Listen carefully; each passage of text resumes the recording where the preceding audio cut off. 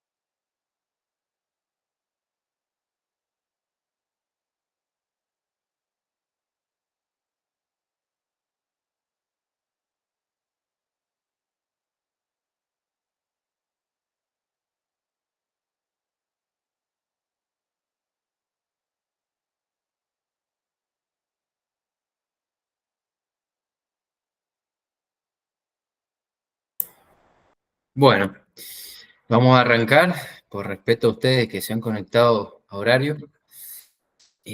Bueno, en esta segunda clase vamos a hacer un repaso de las clases 4 y 5 del aula virtual, y ya también nos vamos a ir encaminando a lo que es el parcial, que si no recuerdo mal, nos quedan más o menos un par de semanas para rendir. El nuestro es el día 1 de octubre, si mal no recuerdo, así que como para que también vayan tomando nota y estudiando, ¿sí? Bueno, la clase 4 es la presentación que justamente está puesta ahora, que habla de las relaciones que se dan entre la sociedad y la naturaleza. ¿Y por qué esto es importante o interesante? Porque como vimos en la primera clase, la geografía y la ciencia económica están muy relacionadas con la relación que tiene el hombre con la naturaleza. Esta relación ha ido cambiando a lo largo de los años, obviamente por los avances técnicos que ha llevado adelante la sociedad, eh, que estos avances técnicos han generado un mayor impacto sobre la naturaleza. Y bueno, como vimos, la geografía, me interesa la relación entre, digamos, todo lo que ocurre en la superficie terrestre, relacionando a la sociedad con la naturaleza, y a la economía también le interesa, ya que estudia cómo el hombre ha generado, ¿sí?, esta utilización de los recursos para satisfacer necesidades. Y en esa satisfacción y en ese cambio genera impactos territoriales. Por eso es interesante analizar esto.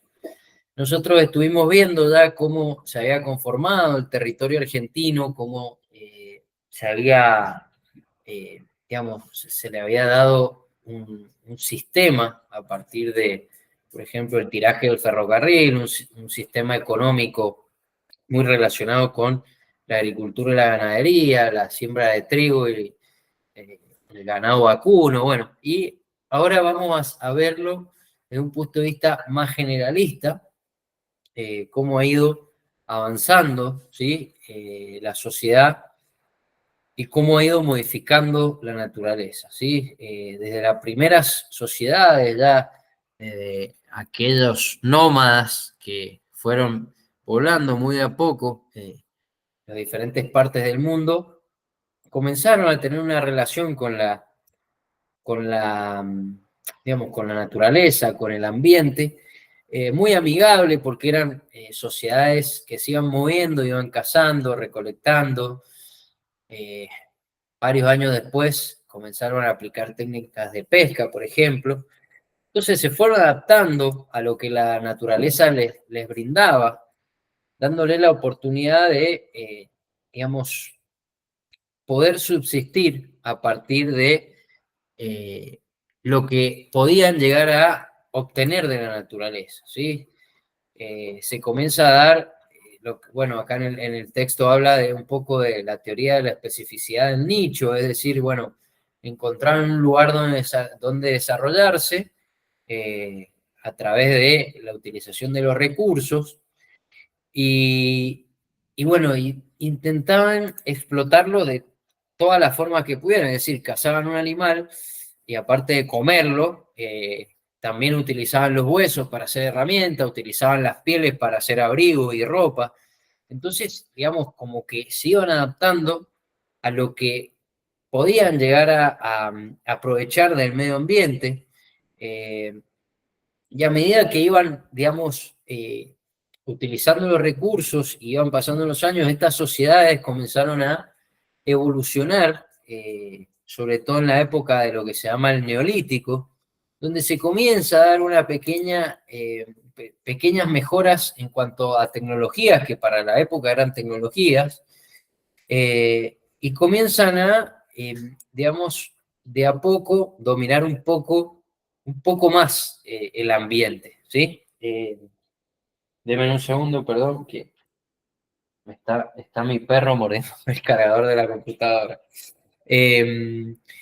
Volviendo a esto, bueno, entonces estas sociedades se movían de forma continua y hacían que, digamos, se fueran adaptando a la geografía del lugar, a la estructura de los ambientes, a los lugares, ¿sí? Yo siempre cuando hablo de este tema por ahí pongo el ejemplo de la película La Era del Hielo, la número 1, si la han visto, donde se muestra un poco estas sociedades nómadas que se iban moviendo, iban aprovechando lo que el ambiente les daba, y así se iban adaptando, ¿sí?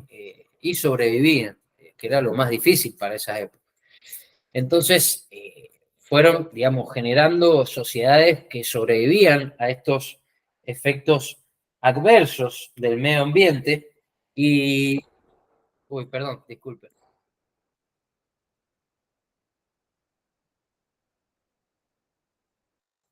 Perdón. Como les decía, se fueron adaptando, ¿sí?, a estas condiciones que les daban la posibilidad de sobrevivir a costa de, bueno, la caza de animales, la utilización de los recursos, comer lo que podían recolectar, lo que podían llegar a cazar, y así se fue desarrollando de a poco esta sociedad, estas sociedades nómadas, que de a poco iba creciendo su población, ¿sí? Después, bueno, el texto que tienen ahí para leer, habla un poco de cómo comienzan a domesticar los animales con el transcurso del tiempo. Se fueron incorporando nuevas técnicas, conocimiento del territorio, eh, y se comienzan a desarrollar las primeras comunidades sedentarias en el territorio que comienzan a implementar nuevas técnicas que mejoran su calidad de vida, ¿sí? Eh, También acá, bueno, el texto dice que habla de cómo se comienzan a complejizar las relaciones comunitarias, la identidad colectiva, porque bueno, con el paso de los años van tomando una identidad en el mundo y acá en Argentina, ¿sí? Antes de la llegada de la colonización española, había una gran cantidad de tribus nómadas y también sedentarias, y cada uno tenía sus propias, hacia el interior, su propia complejidad de las relaciones y su propia identidad, así como los huarpes pasaba acá, en el norte estaban, no sé, los huirapucas, por ejemplo, los humahuacos, y cada uno tenía, y aparte esto estaba relacionado con su relación, digamos, a la relación que ellos establecían con el ambiente. Entonces, las sociedades más sedentarias comienzan a mejorar algunas técnicas, la deforestación, por ejemplo, la tala de árboles para construir o para hacer fuego, como dice ahí, el manejo del fuego, la aplicación de técnicas de cultivo, es decir, bueno, comienzan de a poco a manejar nuevas técnicas que les implican mejorar su calidad de vida, como dice acá, bueno, el despliegue de una ingeniería relacionada con el riego, como tenían los huarpes acá en Mendoza, corrales para la crianza de animales, alimentación de los animales, labores de limpieza, bueno, ya comienzan a vivir en lugares, en asentamientos, y esto obviamente les da otra calidad de vida y también le genera avances técnicos y también avances culturales, científicos, porque como dice ahí, bueno, comienzan a tener calendarios de siembra, de cosecha, y bueno, aparecen estas sociedades que van mejorando la relación, digamos, van mejorando en realidad para el hombre, porque la explotación comienza a ser un poco más intensiva que anteriormente de los cazadores y recolectores. Ahora estamos hablando de personas o sociedades que hacen uso y explotación de de los recursos que se les da, y a medida que van pasando los años y las sociedades avanzan, va mejorando esto. Eso va generando un impacto mayor sobre el medio ambiente. Bueno, ¿cómo vamos en estas primeras 2 o 3 diapositivas? Si venimos bien, mándenme un dedito, un aplauso, una reacción. Julio dice que venimos bien. Agustina, Danina, muy bien. Natalia responde en el chat. Si necesitan hacer alguna pregunta, no duden en interrumpirme, ¿sí?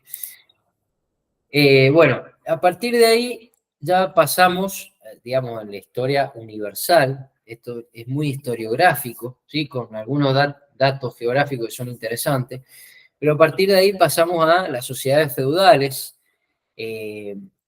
que, digamos, son ya un sistema, implementan un sistema político-económico, las sociedades feudales, que se replica durante muchos años y que llega a su fin ya con la Revolución Francesa, por ejemplo. Ahora estamos hablando de lo que sería la Edad Media, ¿sí? Con estos sistemas organizados por la realeza, por las monarquías, donde ya hay una división del trabajo, como se dice acá, y una apropiación del excedente. ¿Por qué? Porque ya se comienza a organizar como sociedades, aparece el concepto de mercado, aparecen especialistas en diferentes rubros, los artesanos que se dedican a la industria, no sé, de elementos para el hogar, otros armas, armaduras, herraduras para caballos, eh, ollas, lo que ustedes,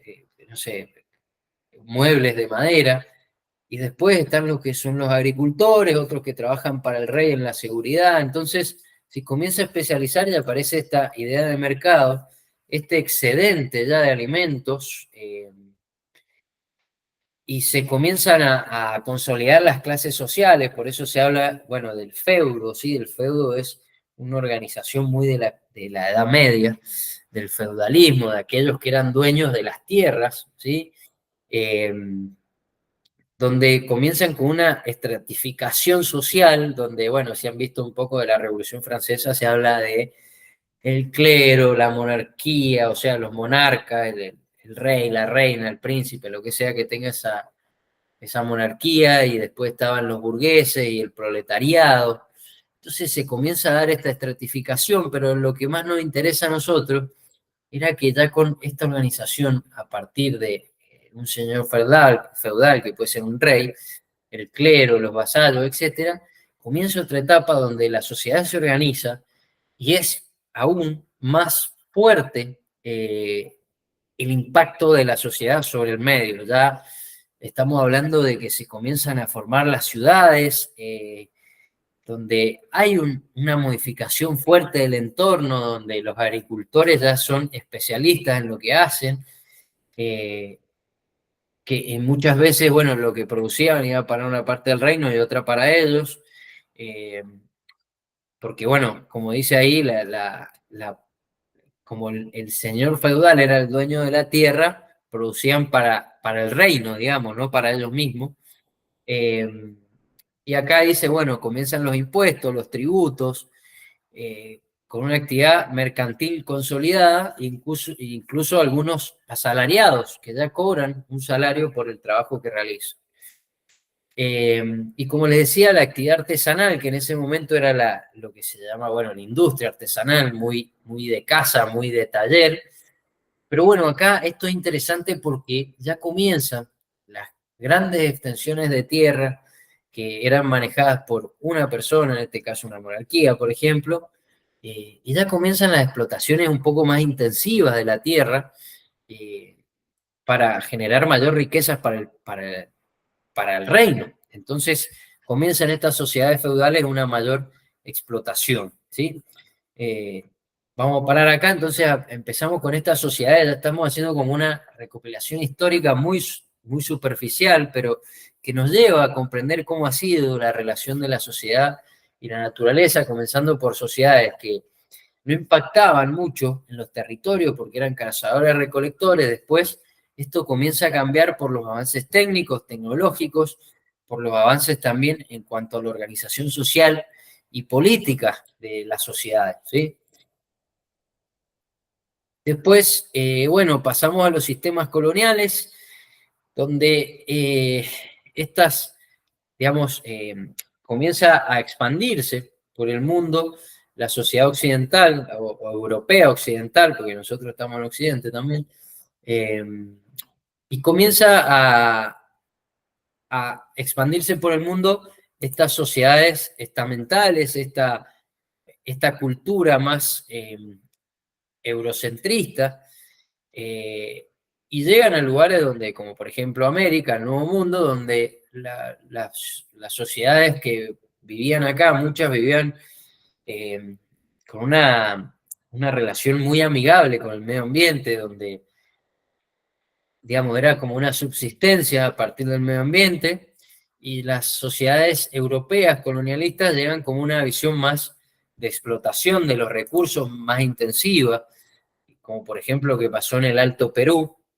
el virreinato del Alto Perú, con las minas de Potosí, de oro y plata, donde llegan a hacer una explotación intensiva de estos recursos, y también después de, de otras actividades, como la ganadería o en algún caso la agricultura. Entonces los europeos, con esta expansión de ultramar que generan, extienden su concepción de la explotación del medio ambiente, van, como ya vimos, crean un sistema político y económico en las Américas, se apropian de las tierras y las comienzan a explotar, y esto genera también un aumento, sobre todo en América, de las explotaciones, y también, digamos, ya se da esta idea de especialización, pero a nivel mundial comienza a esbozar una globalización, obviamente, porque ya la mayor parte de los territorios, los continentes tienen una cierta conexión, entonces se comienzan a especializar y empieza una especie de capitalismo colonial, digamos. Entonces, bueno, Europa venía, sacaba de acá oro y plata y bueno, después ganado, algo de agricultura. Esto también ocurrió con los portugueses en Brasil, por ejemplo, en Minas Gerais, cerca de Río de Janeiro, a unas 2 horas. Ahí también ocurría lo mismo y, por ejemplo, de la zona oriental traían las especias o la sal. Entonces se da esta especie y bueno, el mundo empieza a explotar de forma más intensiva los recursos. Entonces esta relación entre la sociedad y la naturaleza comienza a ser más fuerte, ¿sí? Y bueno, después el autor habla un poco de cómo esta expansión del mercado profundiza aún más la dinámica con la cual nos estamos manejando en cuanto a relación sociedad-naturaleza, que es la dinámica extractivista, ¿sí? Que ha llevado, bueno, a una sobreexplotación de los recursos, a la contaminación ambiental, a problemas en la capa de ozono, al calentamiento global, ¿sí? Al cambio climático. Pero bueno, a partir de la, digamos, de la explosión de las revoluciones industriales y las revoluciones tecnológicas de los últimos años, cada vez es más intensiva la explotación extractivista de las empresas y de los gobiernos, entonces genera como una especie de depredación de los recursos naturales y se comienzan a ver los recursos como una mercancía de mercado, ¿sí? Eh, entonces, digamos, acá Gudiñas lo define como una dinámica de oposiciones que resultan de diferentes valoraciones, percepciones y significados sobre acciones y circunstancias vinculadas con la sociedad y el ambiente, que discurre como un proceso que se expresa en acciones colectivas donde los actores en oposición interactúan entre sí, ¿sí? Entonces, ahí habla un poco de la conflictividad que genera este sistema, porque no todos están de acuerdo con la explotación que se realiza de los recursos en la actualidad, entonces se da esta especie de enfrentamiento o conflicto social a partir de este sistema que se ha hecho masivo a lo largo del mundo, ¿sí? Después dice, bueno, a esta complejidad digamos, se suman las disputas que se generan respecto a la administración de la matriz económica, cuando estos son gobernados por proyectos políticos de corte popular o con perspectiva ambientalista, que en el ejercicio del contrato electoral impulsan medidas de fiscalización o legislación. Entonces ahí lo que dice que, digamos, depende del momento económico y político y según el tinte de cada gobierno, va a ser más o menos extractivista, en algunos casos ejercen más controles sobre la explotación de las empresas y en otros casos se liberan la explotación de las empresas. Entonces, claramente el capitalismo, como venimos viendo, ha ejercido mayor presión a través de un sistema de explotación extractiva, se le llama extractivismo, ¿sí? A esta forma de extraer sin tener en cuenta qué irá a pasar en el futuro, el impacto que se da sobre los territorios, ¿sí? Entonces, esto va generando un mayor uso de los recursos, ¿sí? Hasta ahí, ¿tienen algún tipo de consulta, duda? Me mandan, venimos bien, están ahí, no están, se fueron. Janina respondió. Julio, muy bien. Bueno, si voy muy rápido, ustedes traten de frenarme si quieren, ¿sí? Entonces, tenemos hasta aquí una evolución de cómo ha ido evolucionando, para la redundancia, la explotación de los recursos según el momento histórico, político y económico del mundo, ¿sí? Eh, Me gustaría, para comprender un poco cómo funciona el sistema capitalista actualmente, un video que nos lleva a reflexionar. Esto no tiene nada que ver con cuestiones políticas, sino de entender cómo el capitalismo nos está generando algún tipo de problema, ¿sí? el video, un video cortito que muestra, ¿sí? Son 5 minutos más o menos, que muestra cómo, digamos, esta idea de explotar sin límites y de consumir sin límites nos ha llevado a fomentar una sociedad muy compleja que por ahí no mide el impacto que tiene sobre el territorio, ¿sí? Así que les voy a compartir el video. Son nada, 2 minutos, 5 minutos. Lo voy a poner un poquito más rápido, así no nos demora tanto tiempo, ¿sí? A ver, ahí se está viendo, sí.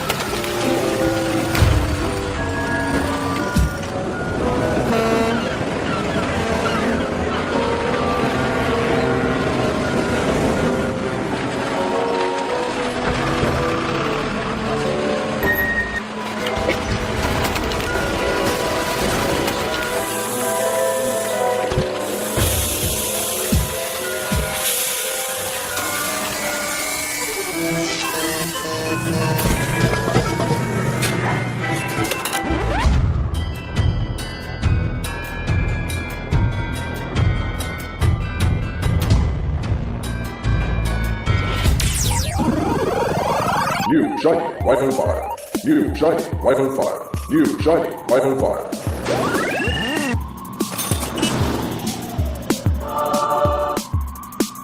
A new iPhone 6. Get yours today. A new iPhone 10. A new iPhone 10 by today.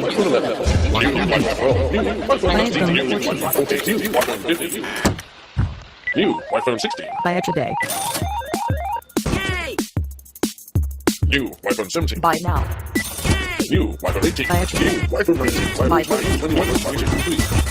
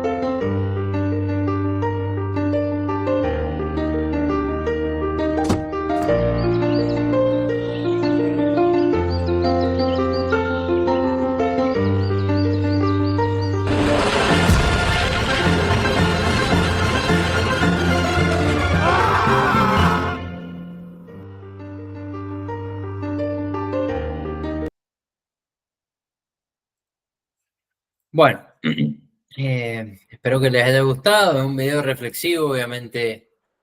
Yo entiendo que el sistema capitalista es el que dinamiza la economía y que, bueno, ha generado muchos aspectos, impactos positivos, pero bueno, como dice Julio, es la realidad, ¿sí? Estamos ante un sistema que explota los recursos muchas veces sin tener en cuenta qué va a ocurrir en el futuro y nos lleva a reflexionar un poco en cuanto a encontrar un equilibrio entre la explotación que se hace de los recursos, la satisfacción de las necesidades de las sociedades y, bueno, el bienestar hacia el futuro. Y hablando de eso, el texto introduce, bueno, las ideas de desarrollo sustentable y del buen vivir, que si hicieron la clase esta, que es la 4, tenían diferentes videos que les explicaba qué era el desarrollo sustentable, qué era el buen vivir, que son alternativas que han surgido a partir de este desarrollismo, este extractivismo, y ha dado nacimiento a nuevas alternativas que buscan digamos, un equilibrio entre el desarrollo y, digamos, el mantenimiento, el funcionamiento de los ecosistemas a través de esta regulación, es decir, encontrar de alguna forma un sistema que pueda, digamos, seguir desarrollando la economía, pero de una forma más amigable. Entonces, bueno, a partir de las diferentes convenciones que van teniendo los países, cumbres internacionales, se van trabajando diferentes lineamientos o estrategias que están tratando de solucionar este problema y aparece el término de el desarrollo sostenible o sustentable, que tiene la idea de, digamos, seguir generando desarrollo económico, pero teniendo en cuenta el medio ambiente y también teniendo en cuenta las generaciones futuras, es decir, bueno, sigamos teniendo una economía que pueda seguir desarrollándose, pero cuidando el medio ambiente y cuidando las generaciones futuras, que son los dos grandes problemas que tenemos en la actualidad, es decir, bueno, si seguimos con esta forma de consumir, si seguimos generando este impacto, ¿qué va a pasar hacia el futuro con las nuevas generaciones y el medio ambiente? Entonces, se habla de esto de la sostenibilidad a largo plazo, teniendo en cuenta estos tres aspectos. También, por otro lado, surgen otras ramas del desarrollo, como el desarrollo a partir, no es el desarrollo, sino es una forma de, digamos, desarrollarse a partir de el buen vivir. Porque acá estamos hablando de desarrollo, el desarrollo de las personas tiene que ver, obviamente, con la economía, con el nivel de ingreso que tienen, pero también con la educación y con la salud. Entonces, bueno, el buen vivir es una alternativa que busca que las sociedades se desarrollen con digamos, teniendo una buena calidad de vida, pero con una mejor relación con el medio ambiente. Esta nueva, digamos, el término de desarrollo sustentable proviene desde las altas esferas políticas, mientras que el buen vivir proviene desde las, digamos, pequeñas comunidades que han logrado entablar una relación de equilibrio con el medio ambiente, viviendo de esta forma, por ejemplo, en Perú, en algún lugar de Perú, en Ecuador, en Bolivia.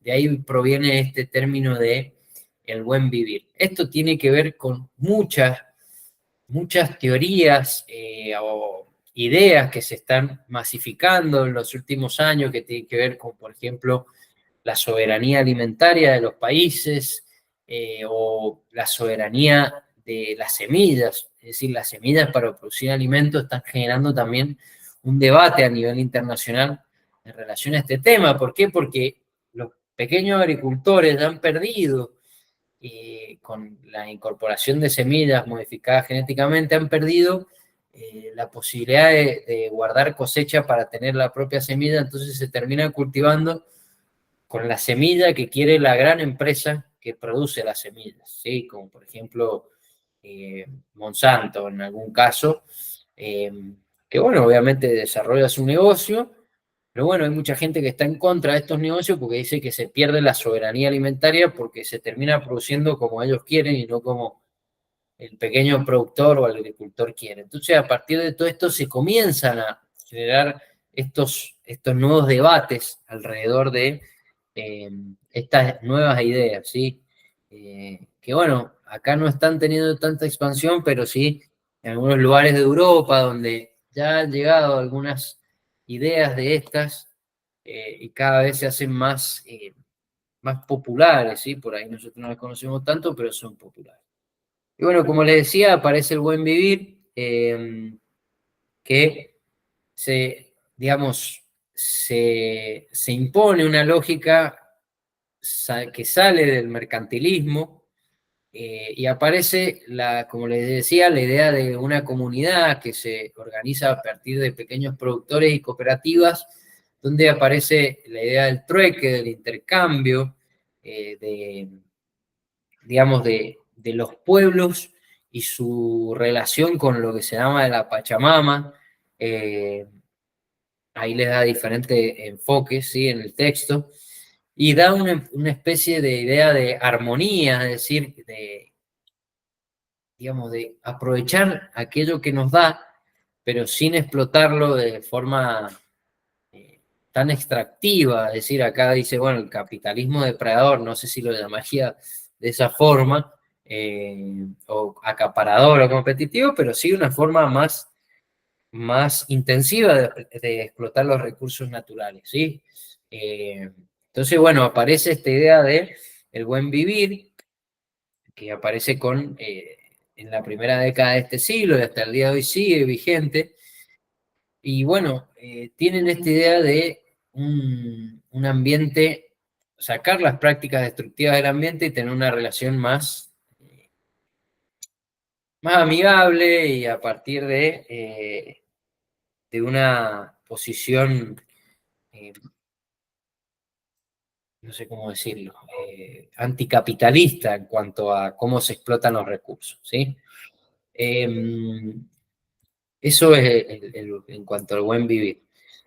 Y bueno, como conclusión del texto, habla de la relación que ha tenido la humanidad con el medio ambiente, que, como les dije, ha estado atravesada por procesos culturales, sociales, políticos, y cómo la evolución tecnológica ha generado también un perfeccionamiento, como les decía, de las herramientas, la división del trabajo, la domesticación y la consolidación digamos, de tradiciones y de cultura que se pasa de una cultura nómada a una cultura, digamos, más sedentaria.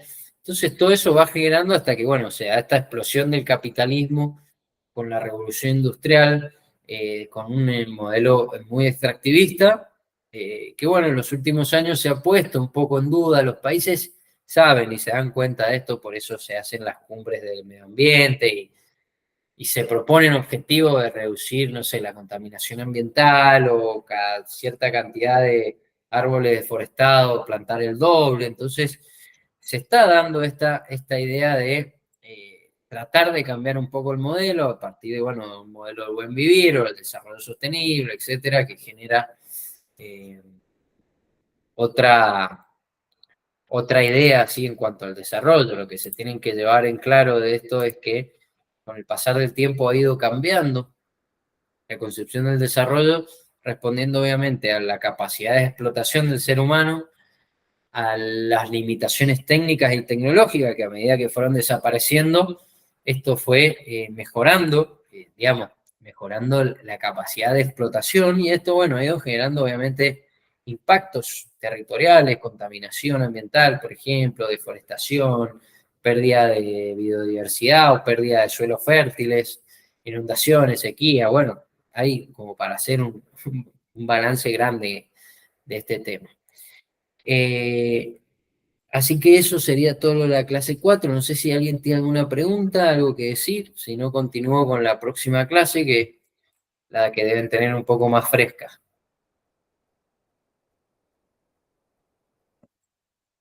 Ninguna duda, bueno.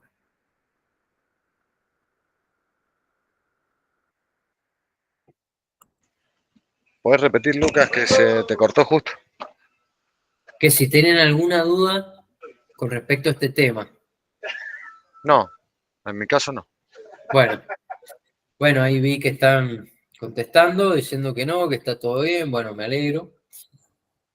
Ahora, la última clase que tenía encargada para realizar las actividades era la de la localización, ¿sí?, de las actividades económicas y la distribución de la población en la Argentina, ¿sí?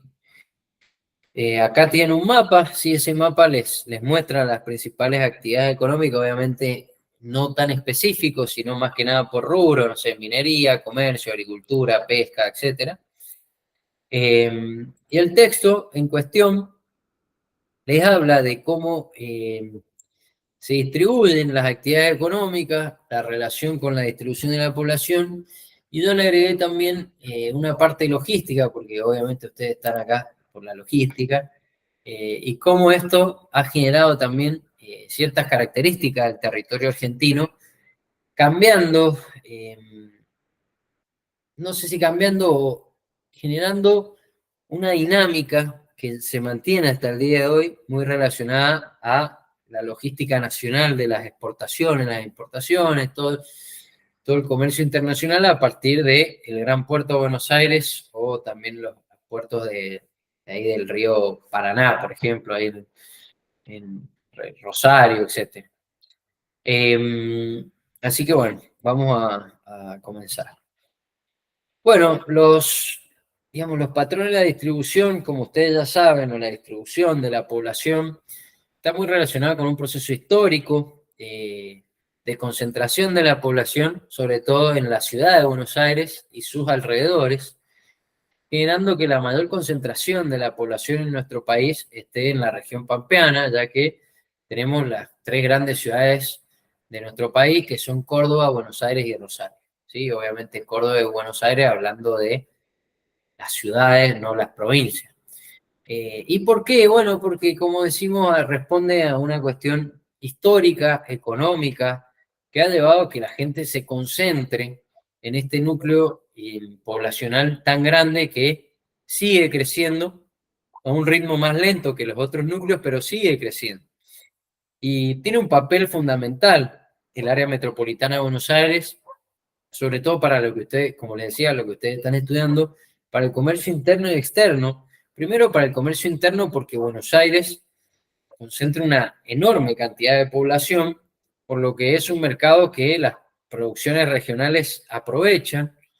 Y por otro lado, el mercado externo, porque las exportaciones en muchos casos salen por el puerto de Buenos Aires, entonces la infraestructura vial y en un momento la del ferrocarril son importantes para esta parte del transporte y la logística para las empresas, ¿sí? Y bueno, Mendoza, a pesar de que no es tan grande como estas grandes ciudades, también es una ciudad muy importante por la cantidad de población, por las actividades económicas y también por porque es un punto logístico muy, muy importante para América del Sur. Como saben, está el corredor bioceánico acá. Entonces, bueno, eso genera que sea importante para el país, ¿sí? Mendoza. Y aparte es la ciudad cabecera de la región de Cuyo. Entonces, bueno, esto ha generado que crezca la ciudad, crezcan las actividades económicas y también sea importante la ruta internacional para unir los dos océanos, ¿sí? ¿Y qué factores influyen en la localización, tanto de la población como de la actividad económica? Bueno, la disponibilidad de los recursos naturales y la geografía física del lugar, ¿sí? Los lugares que menor cantidad de población tienen en Argentina son aquellos que tienen características físicas más difíciles para que la población se instale en esos lugares, como puede ser toda la zona de montaña del oeste, la Patagonia, por ejemplo, que son lugares que tienen poca densidad de población por el relieve, por el clima, ¿sí? Por el tipo de suelo. En cambio, la región pampeana, que presenta unos suelos muy ricos, un clima bastante benigno, ¿sí? Con buena humedad, con una buena temperatura, ha generado que la población se concentre más. Obviamente los pueblos y ciudades responden a las actividades económicas. Acá se nombra, por ejemplo, la Patagonia, que se especializa en minerales y petróleo. Entonces hay muchos pueblos y ciudades de la Patagonia que están muy relacionadas con la extracción de estos minerales, ¿sí? Entonces esto tiene mucho que ver, la disponibilidad de los recursos y la geografía física. Por otro lado, también influye la infraestructura y la conectividad, es decir, mientras mejor conectada esté la ciudad, mejor infraestructura tenga, va a generar mejores, ahí Julio dice, aplica directamente a los costos logísticos, cada kilómetro que nos alejamos de la capital suben. Exactamente, es lo que decía el texto, ¿sí? A medida que me alejo de la capital, me sale cada vez más caro.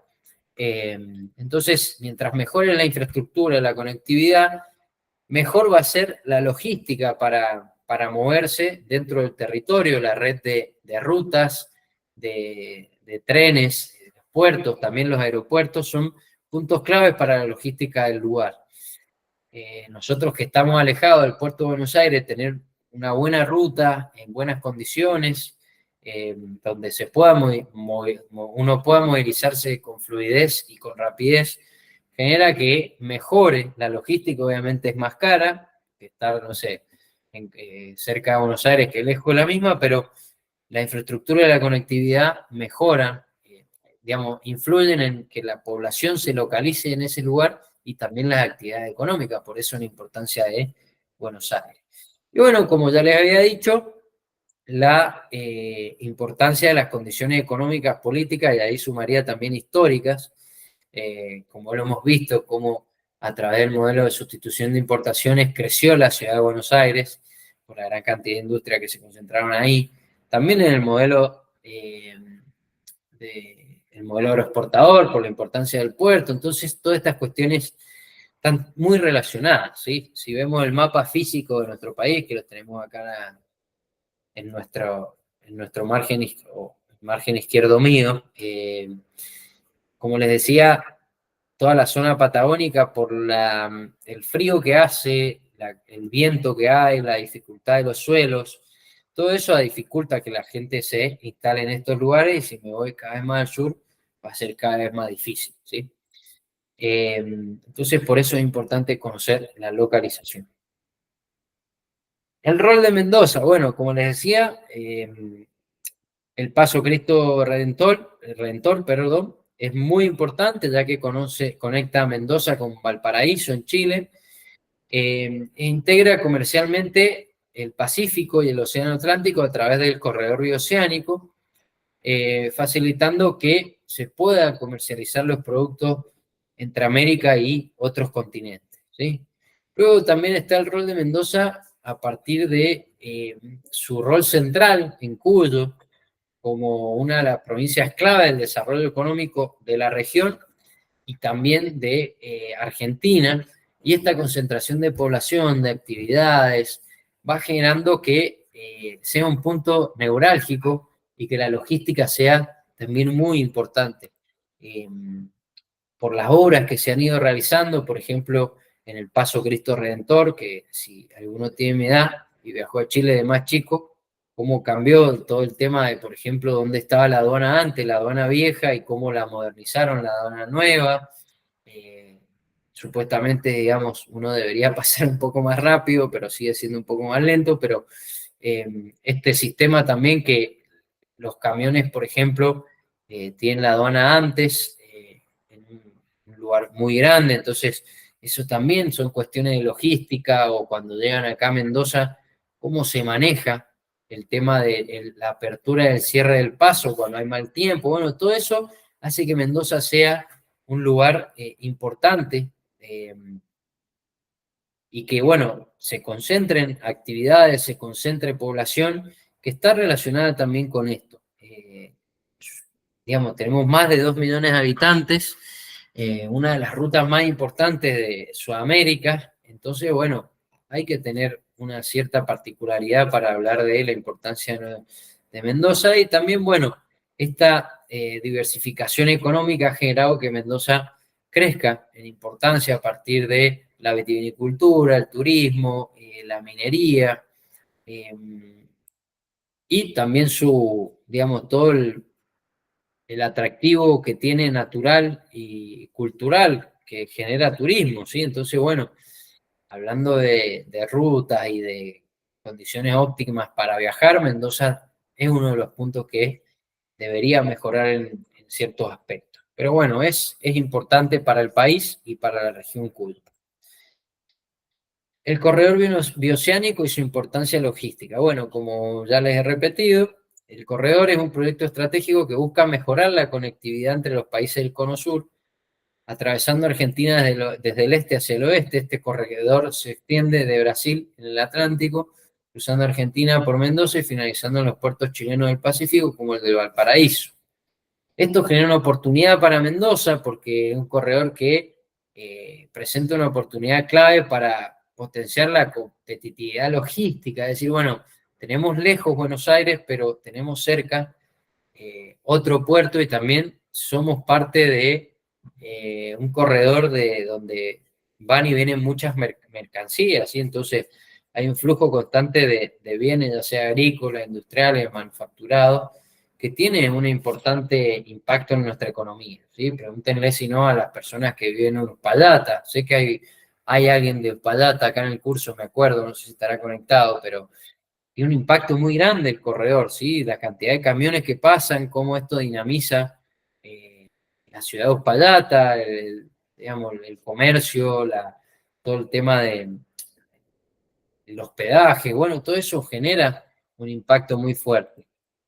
Y bueno, además este corredor permite reducir los tiempos y costos del transporte internacional, siendo una valiosa ruta,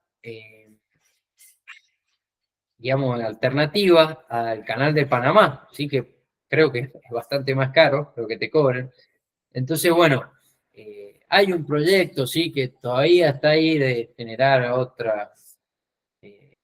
tipo de infraestructura, ¿sí? Para tener mayor eficiencia, pero bueno, dentro de lo que tenemos acá en Mendoza, es importante comprender esto, ¿sí? Y bueno, y después hablando un poco de Mendoza, de la concentración de la economía, de la importancia y la concentración también de las actividades, Mendoza tiene una industria vitivinícola muy fuerte, es la industria más potente de la provincia y a nivel nacional le corresponde un 70% de la producción de uva y de vinos. Entonces, bueno, tiene toda una cuestión ahí detrás. El sector minero, a través de la extracción de hidrocarburos y también de algunos minerales, aunque, digamos, como ustedes saben, está la ley 7722 que prohíbe el uso de sustancias tóxicas como el cianuro. También hay desarrollo extractivo, ¿sí? Por ejemplo, la producción de cemento, de cal, bueno, de algunas, de arenas, de diferentes materiales que son interesantes conocer. Y bueno, los desafíos que ya habíamos hablado, bueno, Mendoza como parte de una ruta internacional importante, tenemos que mejorar la infraestructura vial, tenemos que, por ahí, bueno, obviamente uno no puede regular o controlar la cantidad de nevadas, pero los caminos tienen que estar en buen estado, tienen que ser dinámicos, la aduana tiene que ser un punto también donde los camiones puedan pasar con la mayor agilidad posible. Los chilenos este año, 2024, si alguno ha viajado, no sé en qué condiciones está, pero febrero, marzo, abril estaban arreglando la ruta, ¿sí? Ahí en los Caracoles. Así que bueno, ellos también obviamente le dan importancia a esta ruta. Y por último, bueno, la conclusión, que es más de lo mismo, que como Mendoza tiene un papel importante, no hablamos tanto de Buenos Aires porque, bueno, ustedes son de acá, obviamente ya conocen también el tema de Buenos Aires, tenían que leer una noticia, que la tengo abierta acá, que les habla un poco del AMBA, ¿sí? De la concentración de la población y de la logística en cuanto al puerto, y como decía ahí Julio era, ¿no? Sí, como decía Julio, lo que dijo él, dice, cada kilómetro que me alejo del puerto genera costos adicionales y la Argentina sigue viviendo el sistema ferroviario que armó la generación de los 80 hace más de un siglo. Si a esto le sumamos el estado de la ruta y las pocas autopistas, vemos por qué el AMBA es tan requerido por las empresas y las personas. Nadie quiere sumar costos, si pone una empresa, la logística seca ya es un problema, pero si además incorporas una faceta gremial, impositiva, volver una sanción, el irte lejos del AMBA, ¿sí? Las empresas y los profesionales que se quieren quedar en un lugar conectado al mundo se terminan alejando de las pequeñas ciudades. Entonces, bueno, la importancia de estar cerca del AMBA, digamos, es todo un análisis bastante particular, la de la importancia del puerto y cómo a medida que me alejo del puerto me sale más caro.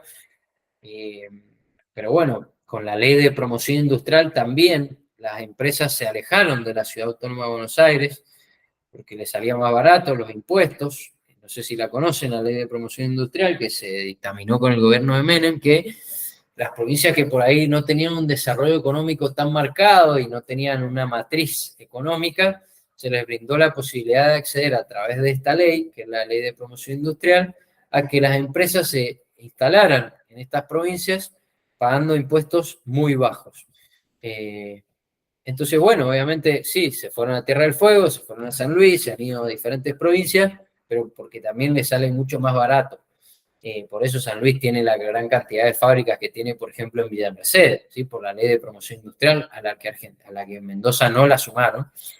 Entonces, bueno, hay toda una cuestión de análisis ahí del puerto, y ustedes que van a estudiar esto saben más que yo de logística, yo sé más de geografía, pero bueno, esto sí es sobre todo el tema de la infraestructura. Bueno, acá Julio suma las zonas francas, es verdad. La infraestructura, la importancia que tiene infraestructura, si alguno ha viajado a algún otro país, con irse solo a Chile podemos ver las condiciones que tienen los caminos, cómo, bueno, brindan un servicio diferente, y que acá en Argentina por ahí nos cuesta más, es decir, bueno, estamos en Mendoza, tenemos que llevarlo a Buenos Aires, y el sistema predilecto en la actualidad es el camión, y bueno, tiene todos estos problemas de las rutas, los peajes, por ahí los costos, toda la cuestión gremial, como decía la noticia, que generan que esta gran concentración de población en Buenos Aires y de actividades económicas a partir de la importancia de su puerto, generen desventajas para las provincias alejadas del mismo Buenos Aires. Entonces, bueno, nosotros como mendocinos, y teniendo tan cerca el puerto de Valparaíso y este corredor bioceánico, por ahí podría buscar la forma de explotarlo, digamos, de forma más fructífera. Pero bueno, es debate para más adelante. No sé si tiene alguna duda o consulta, ya con eso hemos terminado.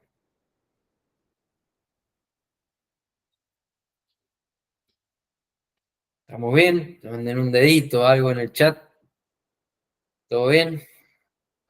¿Con las actividades han tenido algún problema para realizar las actividades, los cuestionarios?